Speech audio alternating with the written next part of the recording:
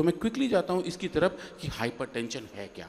समझिए जिसको हम बोलते हैं ब्लड प्रेशर, उसका बढ़ना हाइपरटेंशन है, उसका कम होना हाइपोटेंशन है। समझिए दोनों ही बीमारियां हैं, ज़्यादा बढ़ना भी खतरनाक है, ज़्यादा कम होना भी खतरनाक है। ये हाइपो हाइपर थायराइड में भी होता है, हाँ हाइपो समझिए, हाँ हाइपर समझिए। शुगर में भी होता है, ठंड में भी, सब चीज़ों में पता नहीं हाइपो हाइपर, इसमें ही दुनिया ऊंची नीची हो रही हाँ सर, समझिए हाइपो हाइपर ऊंची नीची ही है। तो ज़्यादा होना हाइपर, किसी को ज़्यादा आ जाए गुस्सा तो बोलते हैं ये हाइपर हो रहे हैं क्योंकि उन्हें गुस्सा ज़्यादा आ रहा है। है। और कोई बहुत ज़्यादा डिप्रेशन चला गया कि ये हाइपो हो रहे हैं। तो समझिए वो जो हाइपो और हाइपर का मतलब यही है, कम होना ज़्यादा होना। पर जो बैलेंस है समझिए वही नेचुरल है। अगर हम अपने शरीर का प्रकृति के साथ साम्य बनाकर रखते हैं, इंटरनली भी और एक्सटर्नली भी, तो समझिए हम हेल्दी रहते हैं। तो जो नेचुरल बैलेंस है वो ये है कि हमारा जो ब्लड प्रेशर है वो सही तरीके से बना रहे। जो वैल्यू समझिए 120/80 जो समझिए आप यहाँ देख रहे हैं, ये जो है अगर वो ठीक ठाक रहे तो समझिए हम हेल्दी रहते हैं। तो ब्लड प्रेशर को हम डिफाइन करें तो है क्या, समझिए वो जो ब्लड इन ट्यूब के अंदर बह रहा है, वो इन ट्यूब्स की दीवार पे कितना जोर लगा रहा है, समझिए वो ब्लड प्रेशर है। उसको समझिए हम नापते हैं। और वो जो नापने का तरीका समझिए बहुत सिंपल सा है, एक कप बांधा जाता है और उसको हाई प्रेशर पे भेजते हैं और समझिए तब देखते हैं हमारी पल्स कैसे चेंज हो रही है। पर अगर बीपी ब्लड प्रेशर लंबे समय तक बढ़ा रहे तो समझिए ये हमारे आर्टरीज को परेशान करता है और जो हमारा हार्ट है समझिए वो भी बड़ा होने लगता है। अब हिंदी में जाएं समझिए और इमोशन के हिसाब से जाएं तो बड़ा दिल होना अच्छी बात है, पर समझिए मेडिकल टर्मिनोलॉजी में बड़ा दिल होना अच्छी बात नहीं है। जो अगर हार्ट है, जो लेफ्ट वेंट्रिकल है जहाँ पूरे बॉडी का खून जाके समझिए यहाँ से पंप आउट होता है, अगर उसके उस कंडीशन में जहाँ हाइपरटेंशन ज़्यादा हो तो समझिए उसके अंदर हाइपरट्रॉफी हो जाती है, वो बड़ा हो जाता है और हार्ट को समझिए उतने ज़्यादा पंप करने में ज़्यादा मेहनत करनी पड़ती है। अब इसके जो रिस्क फैक्टर हैं होता कैसे समझिए, नमक का ज़्यादा इस्तेमाल, ओबेसिटी का होना, स्मोकिंग का होना, कोलेस्ट्रॉल का ज़्यादा रहना, गुस्से पे कंट्रोल ना कर पाना, स्ट्रेस का लगातार बना रहना और समझिए हार्मोन का इम्बैलेंस, ये सब समझिए सम्मिलित तौर पे एक घटक के तौर पे हाइपरटेंशन को जन्म देते हैं। तो हाइपरटेंशन समझिए सिर्फ एक ही सिम्टम की वजह से नहीं हो रहा, अलग अलग टाइप के इसके कारण हैं और 2 या 3 कारण एक साथ आ जाते हैं तो समझिए ब्लड प्रेशर बढ़ना शुरू हो जाता है। कुछ केस में समझिए जेनेटिक भी होता है, जो परिवार में पारिवारिक चीज़ों की तरह एक जनरेशन से दूसरे जनरेशन में आता है। अब समझिए इसके थ्रेट्स क्या हैं, अगर ये हो जाए तो क्या क्या रिस्क है। समझिए जैसा आपने बताया स्ट्रोक हो जाता है, जैसे सर्दियों में आजकल ये बहुत कॉमन हो गया है, रात में समझिए स्ट्रोक होने के रिस्क बहुत ज़्यादा हो जाते हैं क्योंकि हमारे हार्ट की जो पेसिंग है, जो उसकी हार्ट बीट की स्पीड है समझिए वो थोड़ी सी कम हो जाती है, हार्ट आराम कर रहा होता है, उस दौरान समझिए ब्लड प्रेशर की दिक्कत थोड़ी ज़्यादा रहती हैं। तो स्ट्रोक है, हार्ट फेलियर्स हैं, हार्ट अटैक हैं, किडनी के ऊपर डैमेज है, सेक्सुअल डिसफंक्शंस हैं और समझिए कुछ लोगों को विजन की प्रॉब्लम भी आती है। समझिए जब बीपी बहुत ज़्यादा हो जाता है तो कई लोगों की आंखों में समझिए ऐसा लगता है जैसे खून उतर के आ गया हो, तो वो जो है उसकी वजह से जो हमारी विजिबिलिटी है वो भी समझिए कम हो जाती है। और आप देखें कि एशिया का ये समझिए डेटा है, जितनी एशियाटिक कंट्रीज़ हैं उनमें आप देखें कि कितने % लोगों को हाइपरटेंशन है, ये समझिए वही डेटा है जो रिपोर्टेड है। इसके अलावा बहुत कुछ ऐसा डेटा है जो समझिए रिपोर्टेड नहीं होता, पर अगर आप मोटे तरीके से देखें तो भारत समझिए यहाँ पे आता है। लगभग 15% लोगों को समझिए हाइपरटेंशन रिपोर्टेड है। ये एक साइजेबल नंबर है। और देखें समझिए एशिया में एक इन कंट्रीज़ में हमारा देश यहाँ पे है, तो एक ऐसी बीमारी है समझिए हम इस पर काम करने की ज़रूरत है। और ये देखें समझिए जो एंटी हाइपरटेंसिव ड्रग्स हैं, जो सिंथेटिक ड्रग्स हैं, जो फार्मा ड्रग्स हैं, ये देखें समझिए इनका मार्केट कितना तेज़ी से आगे बढ़ रहा है। 2026 से लेके समझिए 2029 तक जो इनका प्रोजेक्शन है वो समझिए लगभग $40 बिलियन पर ईयर, 40 बिलियन, समझिए इतना ज़्यादा पैसा सिर्फ और सिर्फ हाइपरटेंसिव ड्रग के लिए है। और ये पूरी दुनिया में दवाइयाँ बहुत सारी खाई जाती हैं, थोक के भाव खाई जाती हैं। लोग समझिए पूरी जीवन भर में अपने वजन का कई गुना सिर्फ यही दवाई खा जाते हैं। यहाँ समझिए जो रैकरेंस है वो काफ़ी ज़्यादा है कि लोग इन औषधियों का कॉन्स्टेंटली सेवन करते रहते हैं। ये लाइफ स्टाइल डिजीज़ के नाम पे ये दवाइयाँ जाती हैं और समझिए लोग इसको बैलेंस करने के लिए, बीपी को मैनेज करने के लिए इन औषधियों खाते रहते हैं। अब आप देखें समझिए ये जो एलोपैथी एलोपैथिक ड्रग्स हैं, इनके जो बीपी को कंट्रोल करने के तरीके हैं वो समझिए बहुत सारे हैं। ये आप जो देख रहे हैं ये स्कीमेटिक है कि 3 बड़े तरीके हैं, उन 3 तरीकों के समझिए हर किसी के 3-3, 4-4 हैं। तो आप देखेंगे लगभग समझिए 12-15 अलग अलग तरीके हैं जो ब्लड प्रेशर को रेगुलेट करने के लिए इस्तेमाल किए जाते हैं, अलग अलग बायोलॉजिकल इवेंट को मेंटेन करने के लिए और अलग अलग तरीके से उन चीज़ों को पकड़ने के लिए। जो समझ सबसे कॉमन है वो है डायूरेटिक्स। ये समझिए वो हैं जो जिनको हम हिंदी में बोलेंगे ये मूत्रल हैं। ये मतलब पूरे शरीर से मूत्र की मात्रा बढ़ा देते हैं ताकि शरीर के अंदर पानी कम हो जाए और जो ब्लड वॉल्यूम है वो थोड़ा सा कम हो जाए, तो समझिए ब्लड प्रेशर भी कम हो जाएगा। इन दवा को खाने के बाद समझिए कि लोग टॉयलेट जाते रहते हैं और उसे इस्तेमाल करके समझिए अपने बीपी को कंट्रोल करने का प्रयास करते हैं। दूसरे जो हैं समझिए जिनको हम रेनिन एंजियोटेंसिन सिस्टम इनहिबिटर कहते हैं, शॉर्ट में रैस कहते हैं, वो समझिए अलग तरीके से काम करता है। जो एस इनहिबिटर्स हैं जो समझिए बड़ी दवाएं हैं और बहुत सारी खाई जाती हैं, कैटाप्रल, एनरप्रल, जो जिनके नाम के अंदर समझिए प्रिल है, ये पूरी फैमिली यहाँ पे है और ये समझिए ये भी दवाएं बहुत ज़्यादा इस्तेमाल की जाती हैं। उसके बाद समझिए 81 रिसेप्टर ब्लॉकर्स हैं जो हम नाम सुनते हैं, टेलमीसर्टान, लोरसर्टान, जिनके नाम के अंत में सर्टान है, वो समझिए यहाँ पे आते हैं। ये भी समझिए 20-25 अलग अलग ग्रुप्स हैं। और एक समझिए डायरेक्ट रेनिन इनहिबिटर हैं, वो थोड़े से कम इस्तेमाल किए जाते हैं, पर इनका समझिए इस्तेमाल बहुत होता है।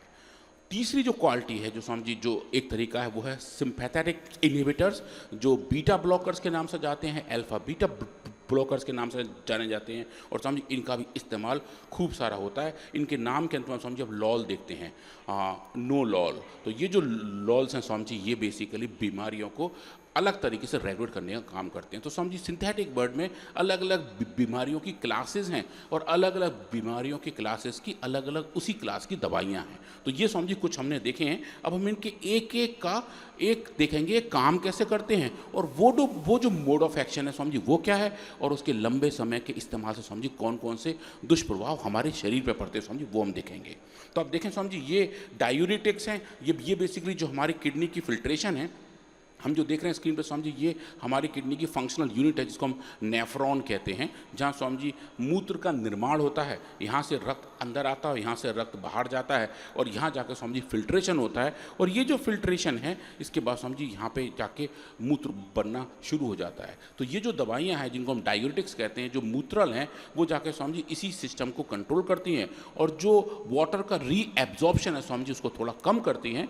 तो यूरिन के अंदर पानी की मात्रा बढ़ जाती है, रक्त के अंदर पानी की मात्रा थोड़ी कम हो जाती है और बीपी समझिए इस तरीके से कम होने लगता है। जो शरीर में एक्स्ट्रा फ्लूइड है समझिए वो बाहर निकलने लगते हैं। शरीर में भी जो समझिए जगह जगह एडिमा है वो भी बाहर आते हैं। पर अगर आप देखें समझिए इन दवाइयों का लंबे समय तक इस्तेमाल किया जाए तो समझिए इतने लंबे एडवर्स इफेक्ट हैं।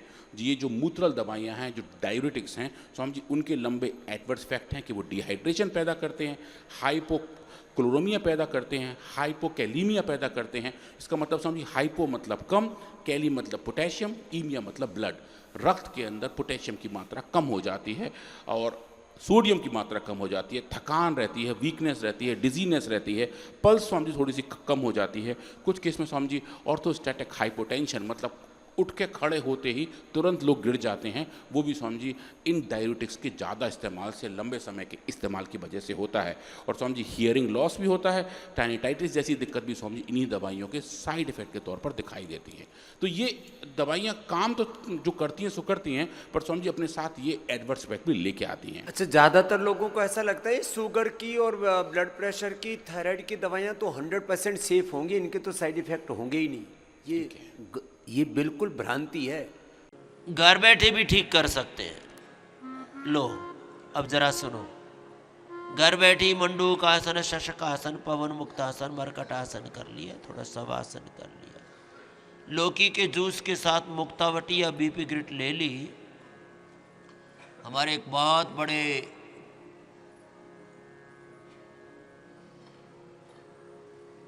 कॉर्पोरेट वर्ल्ड के कहो, कैपिटल वर्ल्ड के कहो, व्यक्ति आए हुए, बोले बाबा जी आपने पिछली बार आया था तो मुक्तावटी दी थी, तो गजब है, नहीं तो जिंदगी भर एलोपैथी की दवाओं की ऐसी लत लगती है और वो आपके भीतर से शरीर को जर्जरित खोखला कर देते हैं, दीमक की तरह आपकी जीवनीय ऊर्जा को खा जाते हैं। एलोपैथी की सिंथेटिक दवा अरे मुक्तावटी ले लो और मुक्त हो जाओ बीपी से सदा सदा के लिए।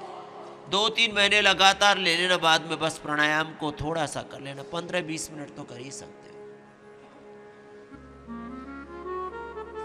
अब बीपी की कोई बीमारी नहीं है, ये 5-10 बीमारी ऐसी है, सारा संसार इनसे आक्रांत है और इसी से पूरे ड्रग माफिया, मेडिकल माफियाओं की, फार्मा कंपनियों की चांदी हो रखी है लाखों करोड़ रुपए। ऐसे ही लोगों की 99% सेविंग बीमारियों में, बुराइयों में, नशा में, भोग में, विलासिता में, वासनाओं में, तो उपभोक्तावाद में ही तो बह रही है सारी लोगों की सेविंग, सारी पूंजी। बीपी कोई बड़ी बीमारी नहीं है और यहाँ पहले ही दिन से हम बीपी की दवा छुड़वा देते हैं। मंडूकासन ऐसे और ऐसे दोनों तरह से पहले ही दिन से एंटर करते ही यहाँ के पॉजिटिव वाइब से बीपी ठीक हो जाता है, यहाँ के डिसिप्लिन लाइफ से बीपी ठीक हो जाता है। शुगर, मधुनाशिनी मधुग्रिट और खीरा, करेला, टमाटर का जूस दे देते हैं।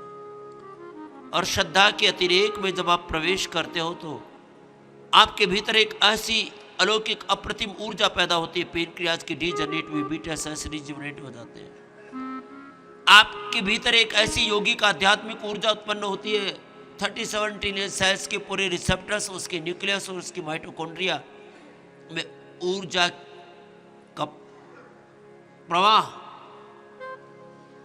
सहज रूप से अपने आप प्रवाहमान होने लगता है। तो जब पेनक्रियाज अच्छा हो गया, सारे सेल्स, उनके रिसेप्टर्स, उसके न्यूक्लियस, उसका की माइटोकॉन्ड्रिया, उनके एक सेल्फ वर्किंग ठीक होगी, स्ट्रेस बैलेंस हो गया, तो कहाँ शुगर और कहाँ शुगर के कॉम्प्लिकेशंस, डायबिटीज रिवर्स हो जाती है, टाइप 1 हो, टाइप 2 हो, टाइप 3 हो।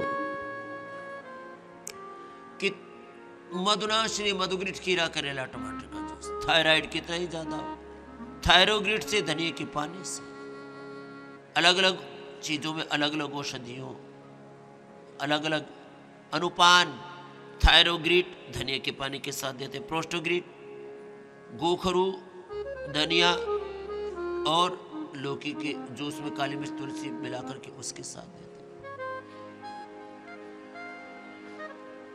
किडनी की बीमारियों में लौकी का जूस, लिवर की बीमारियों में लिवोग्रिट जूस, वैसे नीरोग्रिट काढ़ा भी दे दिया है। कैंसर की दवाओं में सिस्टोग्रिट, करक्यूमिन गोल्ड, ओरोग्रिट, एंटी कैंसरस जूस से, लौकी के जूस से किसी भी प्रकार की गांठ को डिजोल्व करने के लिए, किसी भी प्रकार की स्किन डिजीज के लिए, अल्सर तक के लिए, ओबेसिटी के लिए, कोलेस्ट्रॉल के लिए, हार्ट के लिए, पूरी बॉडी को डिटॉक्स करने के लिए लौकी का जूस तो अप्रतिम है। अब घर बैठे लिवोग्रिट से लिवर को, रिनोग्रिट से किडनी को, हाँ खान पान, थोड़ा अनुपान, ये तो आपको ठीक करना पड़ेगा। मंडूकासन थोड़ा लंबा कर लो, योग मुद्रासन थोड़ा लंबा कर लो, थोड़ा सा लंबा करना पड़ता है। हमने लाखों करोड़ों लोगों का लीवर फेल होने से बचाया है। 25-30% लोगों को fatty liver, liver cirrhosis, fatty liver, liver cirrhosis, hepatitis, और अब तो बहुत बुरी हालात में लोगों के लीवर पहुंच गए। बार बार ये अलग अलग प्रकार के बैक्टीरिया, वायरस, फंगस का अटैक, अलग अलग प्रकार के जंक फूड, अलग अलग प्रकार के रेडिएशन, पोल्यूशन, खाने पीने की चीज़ें, माने वाटर भी पॉल्यूटेड है, सोयल पॉल्यूटेड है, उस सोयल में पैदा होने वाले सब साग सब्जियां, सब जो कुछ खा रहे हैं उसमें इतनी गंदगी, बेचारा लीवर सबसे लड़ता लड़ता हार जाता है। 50% से ज़्यादा लोगों को, 30% तो फैटी लीवर का ही बोला, बाकी गैस, कब्ज, acidity, constipation, colitis, indigestion, bloating और अलग अलग प्रकार के पेट की समस्याएं।